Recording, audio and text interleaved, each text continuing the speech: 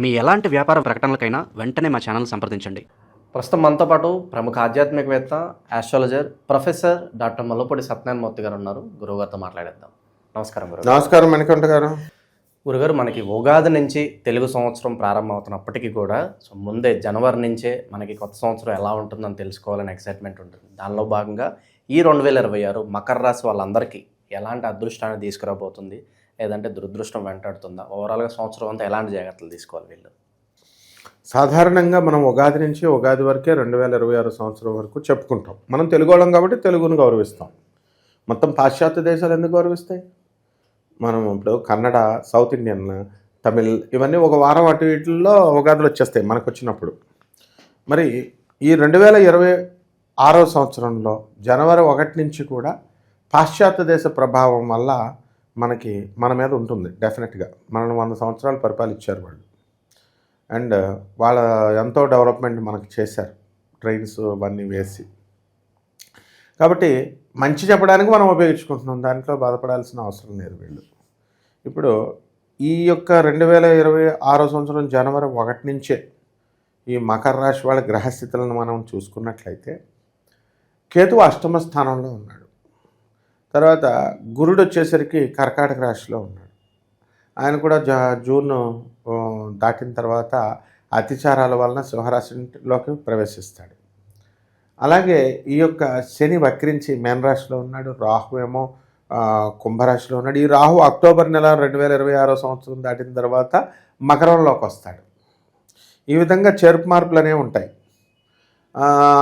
అదేవిధంగా ఈ యొక్క ఇక రవి, శుక్ర, బుధ, కుజ గ్రహాలు అనేటటువంటివి ప్రతి మాసం లేదా 21 రోజులకు మారుతూ ఇవన్నిటిని మనం పరిగణలోకి తీసుకొని మకర రాశి వాళ్ళకి మనం క్యాల్కులేట్ చేసి మనం చెప్పడం జరుగుతుంది అన్నమాట. ఈ మకర రాశి వారికి అందరికీ కూడా ఓపెనింగ్ బ్యాట్స్మెన్ లాగా వీళ్ళకి అష్టమ కేతువు ఉన్నాడు.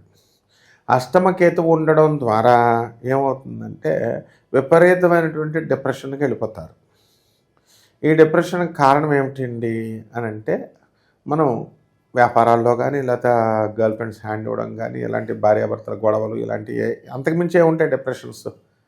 కాబట్టి వీళ్ళంతా కూడా జన్మంలో వచ్చినటువంటి రాహుగ్రహ ప్రభావం వల్ల అనుమాన పిశాచులు అయిపోతారనమాట. ఇది అక్టోబర్ దాటిన తర్వాత.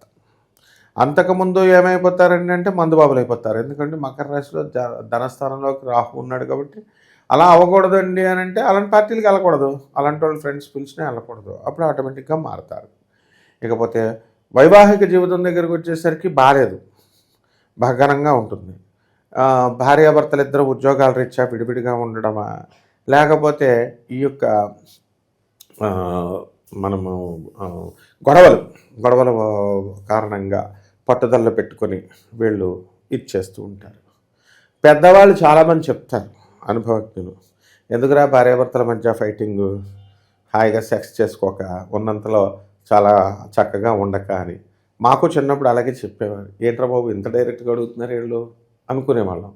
అంటే సిగ్గుపడుతున్నారు పండితులు చెప్పడానికి. సిగ్గుపడాల్సిన పని లేదు. పండితులు ఇదేమన్నా సమాజాన్ని మంచికి నడిపాలి. సెక్స్ ఎడ్యుకేషన్ అనేది పిల్లలకి చెప్పాలి. అప్పుడే, లేకపోతే ఆడు ఏమనుకుంటున్నాడు, మా అమ్మని నువ్వు తిట్టావు, మా నాన్న మాట వినలేదు నువ్వు అని చెప్పేసి భార్య మీద అలుగుతున్నాడు, వెళ్ళిపోతున్నాడు. ఇక్కడ ఏంటంటే కలియుగంలో ఒకటే, ఎవరు ఏం పండితులు చేయరా, ఈటింగ్ అండ్ మేటింగ్ అంతే. తినడమో రమించడమే. పండితులకైనా అదే వర్తిస్తుంది, మామూలు జనానికైనా అదే వర్తిస్తుంది, ఏ జీవికైనా అదే వర్తిస్తుంది. దీనికి ఏదో సెక్స్ గురించి తెలియనట్టు కాపురాలు చేసుకున్న వాళ్ళు ఏదో మాకు తెలియదండి బాబు అసభ్యంగా మాట్లాడేస్తున్నారండి, అసభ్యంగా చేసే పనుల్లో ఉండాలి, వీటిల్లో కాదు. కాబట్టి ఈ యొక్క మకర రాశి వాళ్ళందరికీ కూడా భార్యాభర్తల మధ్య, ఇద్దరి మధ్య సఖ్యత అనేటటువంటిది తక్కువగా ఉంటుంది. ఏదో రకంగా ప్రాబ్లమ్సో ఈగోలో ఏదో ఉంటుంది. అది పెద్దవాళ్ళు, మీ పెద్దలు చెప్పేది, మీ తాతలు చెప్పేది, మీ కుటుంబ సభ్యులు చెప్పినట్టు వినండి, ప్రాబ్లమ్స్ సాల్వ్ అయిపోతాయి. ఇకపోతే ఇల్లు లేనటువంటి వాళ్ళు ఇల్లు కొంటారు, స్థలాలు లేనటువంటి వాళ్ళు స్థలాలు కొంటారు. తర్వాత ఈ యొక్క గురుగ్రహము కర్కాటక రాశిలోకి వచ్చిన తర్వాత బ్రహ్మాండమైనటువంటి ఇది వస్తుంది, వీళ్ళకి ఆలోచన వస్తుంది. మంచి మార్గంలోకి మనం వెళ్ళాలి అని మకర రాశి వాళ్ళు వెళతారు. ఏలినాటి శని అప్పటి నుంచి బాధలు పడతా ఉన్నారు, బాగా సంపాదించారు, కానీ ఆరోగ్యం బాగా డౌన్ అయింది. ఆరోగ్యము అనేటటువంటిది డౌన్ అయింది కాబట్టి మకర రాశి వాళ్ళు జాగ్రత్తగా చూసుకోవాలా. ఇప్పుడు అష్టమ కేతువు గ్రహము అనేటటువంటిది మృత్యువుని ఇవ్వాలని చూస్తోంది. దాని కోరల్లోకి మీరు వెళ్ళకూడదు. అది వెళ్ళకూడదంటే ఇలా దానాలు ధర్మాలు సాధువులకి సత్పురుషులకి అనాథలకి చేసుకుంటే ఉంటుంది. మన బీరువాడ డబ్బులు మాత్రం బీరువాలోనే ఉండాలా, మనం ఆరోగ్యం మాత్రం ఫ్రీగా సూర్యనారాయణకు ఒక అరటిపండు పెడదాం, నీళ్లు పోద్దాం ఇచ్చేయాలంటే ఎన్నడూ ఇవ్వడు దేవుడు. మొహమాటమే లేదు. దేవాలయాలకు వెళ్తే వస్తుందంటే ఆ దేవాలయాలకు వెళ్తే ఈ దేవాలయాలకు వెళ్తే అంటారు, ఏమీ ఇవ్వడు. పేదవాళ్ళకి ఇచ్చినప్పుడు మాత్రమే దాన ధర్మాలు అనాథలకి సాధువులకి వీళ్ళకే ఇవ్వాలి. ఆత్మమోక్షార్థం జగత్హితాయ చ అన్నారు. ఆత్మమోక్షం కావాలంటే జగత్తుకు నువ్వు మేలు చేసినప్పుడే, నీకు నువ్వు మేలు చేసినప్పుడు అని చెప్పలేదు. ఇది వేదవాక్యది కాదని మనగాడు లేడు, అధర్వణ వేద పండితుడిగా నేను చెప్తున్నాను. కాబట్టి ఈ యొక్క మకర రాశి వాళ్ళందరికీ కూడా ఆదాయాలు బాగా పెరిగిపోతాయి. లాస్ట్ కంటే కూడా ఈఎంఐలు బాగా కడుతున్నారు, వాహన యోగాలు వచ్చేసినాయి, పెట్టుబడులు బ్రహ్మాండంగా పెట్టేశారు, పెరుగుతాయి అవన్నీ కూడా. షేర్స్ స్టాక్ ఎక్స్చేంజ్ల్లో పెట్టుకోండి మంచిగా. నేనైతే ఎంకరేజ్ చేయను, కానీ లాభాలు అయితే మాత్రం ఉన్నాయి.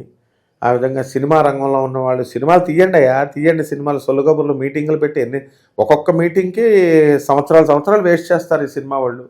కూర్చొని సిట్టింగ్ గంటలు. నేను సినిమా స్టోరీ ఏదో పెద్ద ఇలా ఉన్న బ్రహ్మదేవుళ్ళ రాయడానికి టకా తీయాలి సినిమాలు. పెట్టుబడి పెట్టేవాళ్ళు లేనప్పుడు మరి ఆ ఫీల్డ్ ఎందుకు వెళ్ళడం? సినిమా ఫీల్డ్ అత్యద్భుతంగా ఉంది. ఎవరైతే ఉన్నారో వాళ్ళు ధైర్యం చేసి పెట్టేసేయండి అంతే. తర్వాత ఈ యొక్క మీడియా రంగంలో ఉన్నటువంటి వాళ్ళ జర్నలిస్టులు, యాంకర్లు, వీళ్ళందరికీ ప్రమోషన్స్ రావడం ఉంటుంది. అండ్ నెక్స్ట్ ఈ యొక్క ఏమంటే దేని మీద పెట్టుబడులు పెట్టాలండి, ఏ బిజినెస్ పెట్టాలండి అని అంటారు. పెట్టండి. కరెంటు బిజినెస్లు ఇవన్నీ పాతకాలం అయిపోయినాయి. సాఫ్ట్వేర్ కంపెనీలు, సాఫ్ట్వేర్ ఇండస్ట్రీస్ పెట్టడము, మెకానిక్ షాపులు, ఇవన్నీ చిన్న బిజినెస్లు అయిపోయినాయి. ఇప్పుడు సాఫ్ట్వేర్ కంపెనీయే చిన్నదైపోయింది. కాబట్టి మీకు తోచినటువంటి బిజినెస్లు మీరు స్టార్ట్ చేయండి. మీకు ఎందులో అనుభవం ఉందో అందులో. జాతకరీత్యా ఇవన్నీ ఎలా తెలుస్తాయి? వ్యక్తిగత జాతకంలో మనకు చూపించుకుంటే తెలుస్తాయి. గోచార రీత్యా మనం కామన్ ప్లాట్ఫారం మీద మనం చెబుతాం. గోచార రీత్యా వీళ్ళు అది కాకుండా ప్రతి వ్యక్తికి ఒక్కొక్క బిజినెస్ సూట్ అవుతుంది.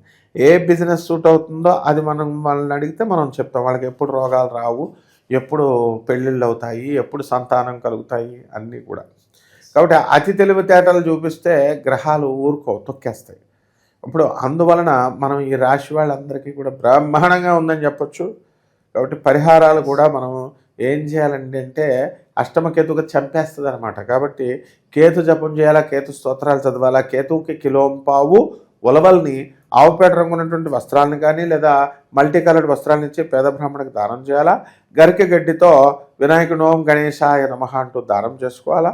లడ్డూలు, పాయసానాలు, పంచదార, బెల్లము ఇవన్నీ కూడా నైవేద్యంగా మనం పెట్టచ్చు. ఇక్కడ ఏం ఖర్చు ఉంది? గరికెగడ్డి పీకుతాం, వచ్చేస్తాం. నీకు మొత్తం నువ్వు చేసుకున్న కర్మలన్నీ భస్మీపట్లం చేసి నీకు మోక్షాన్ని కోట్ల రూపాయలు ఇస్తున్నాడు. దీనికి ఎందుకు? ఈ సీక్రెటే నీకు చెప్తుంటే ఎంత కృతజ్ఞతతో ఉండాలి మీరు. కాబట్టి వ్యక్తిగత జాతకాల ప్రకారం మీరు చూపించుకుని ఆ రెమెడీస్ కనుక మీరు పాటించినట్లయితే బ్రహ్మాండంగా ఉంటుంది. క్రింద స్క్రీన్ మీద స్క్రోల్ అయ్యే నెంబర్స్కి చేయమనండి. మనం ఎప్పుడు కూడా అవైలబుల్గా ఉంటాం. ఓవరాల్గా మకర రాశి వారి పరిస్థితి అంతా కూడా 2026 ఏ విధంగా ఉండబోతుందో అద్భుతంగా వివరించారు. ధన్యవాదాలు సార్. ధన్యవాదాలు.